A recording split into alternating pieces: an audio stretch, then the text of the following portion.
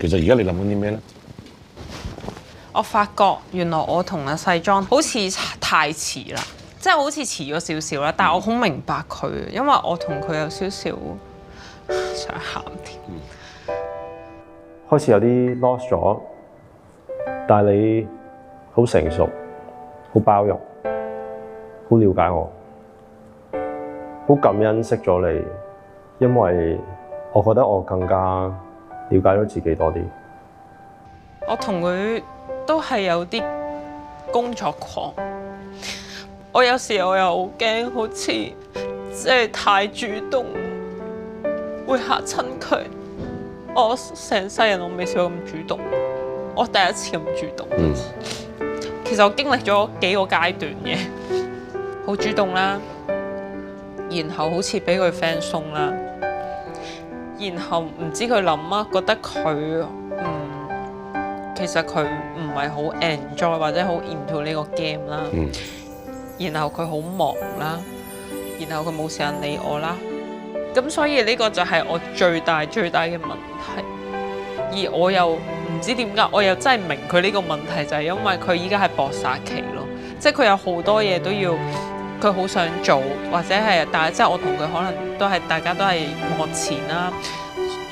有好多嘢做就係梗係開心啦，但係當一個工作狂同一個工作狂撞埋一齊嘅時候，原來我哋升到，但係佢唔 ready。唔 ready 係唔係唔 ready 你？唔 ready 根本去開始一段嘅關係。冇錯。因為大家好想喺工作上面擺多啲心機時間。係。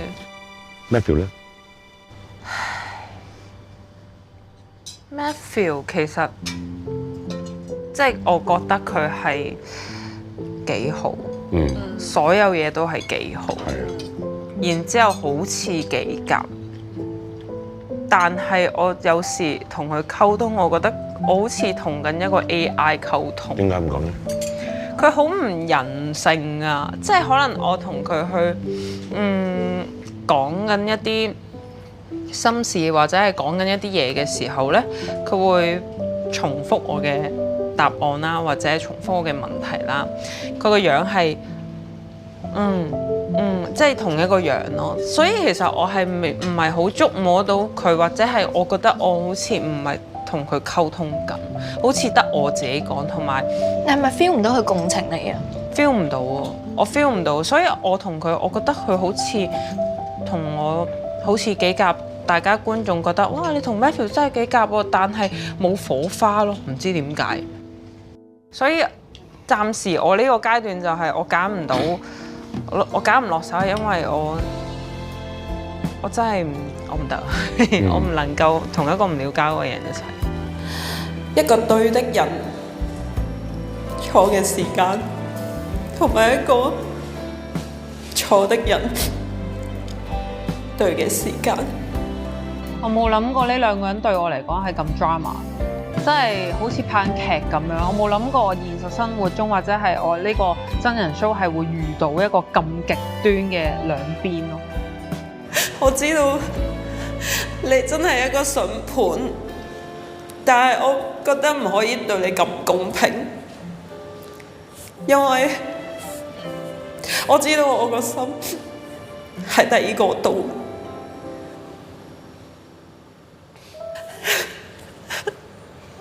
我激動嗰個位係，其實我唔係好捨得去放手咯。不過係嗰一刻好想逼自己會放咗手咁就完咯，但係其實好唔想完咯，所以我先咁激動。長痛不如短痛。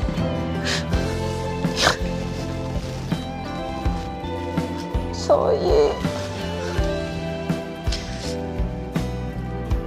可能。即係我知有好多人都覺得啊，細莊真係幾好㗎，我都想啊。其實我 day one 我都已經好主動去揀佢，其實我都冇變過，只不過硬係覺得啲緣分好似唔係好啱，咁即係有緣無份咯。咁 Matthew 咧，如果我揀佢嘅話，我覺得我真係對佢唔公平。講真，其實我揀咗未必係好事。其實我現實生活中我都冇試過係真係會遇到有緣無份嘅感覺，或者係一個同時間出現對的人錯嘅時間，或者係錯嘅人對嘅時間咯。其實我拍呢個節目呢，我係好開心，因為我由 day one 到而家，其實我攞到好多嘢，我成長咗好多，我喺每個人身上都學咗好多唔同嘅嘢。其實我係真係因為呢個節目，所以先至了解到咩叫做心動，同埋咩叫做一嚟就對嗰個人有好感咯。可能同 Chris 嘅關係啦，其實我自己覺得對比起我生活上發展嘅一段關係咧，係真係發展得頗為迅速嘅。都估唔到原來係會有人係識一個咁短嘅時間，令到我都可以打開自己嘅心扉去同佢講一啲自己嘅嘢咯。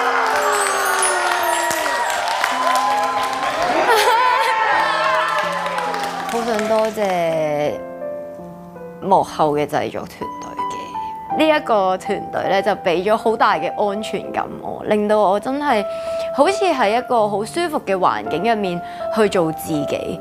我覺得呢一樣嘢係好想多謝你哋，因為我而家話大唔大，話細唔細，但係其實都大㗎啦嘛。即係我都係想結婚或者生仔，咁我諗嘅嘢就可能會諗多一步咯。即係當然佢唔係一個 must 嚟嘅，即係我覺得我又未至於急到我而家要即刻去做呢件事。咁但係如果可以嘅話，我都會想諗多一步。咁我就會喺度諗究竟得唔得咧？因為我除咗對佢可能未係有好大嘅信心之外，我對自己都唔係咁大信心。因為我自己覺得一段感情唔係淨係男仔付出晒所有嘢，我覺得女仔都要付出。咁我會覺得其實話唔定彼此都可以成為大家嘅助力。咁所以其實你有信心咯。係咯，而家唔係冇信心啊！你講話對自己又對佢冇信心。我對佢自己同我自己冇信心，但係我哋一齊嘅嗰個信心係有咯。因為我哋呢幾個月嘅相處，其實好多話題啊，發生嘅所有嘢都係圍繞住呢個節目㗎嘛。咁所以其實我哋可以話係有傾之不完嘅話題啊。完咗呢個節目之後，我哋到底之後嘅關係會發展成點？我覺得呢個都係我幾 concern 嘅問題。參加呢個女神配對計劃，令到我真係揾翻戀愛嘅感覺嘅。咁但係我覺得原來我都係比較需要真係多啲去了解一個男仔，或者係知道佢多啲嘢，相處多啲，我先會可以行下一步咯。對於我嚟講，我都攞咗好多嘢啊，同埋呢個森林係我嘅啦。有女神配對計劃2參加㗎。仲嚟啊！有女神配對計劃2仲參唔參加？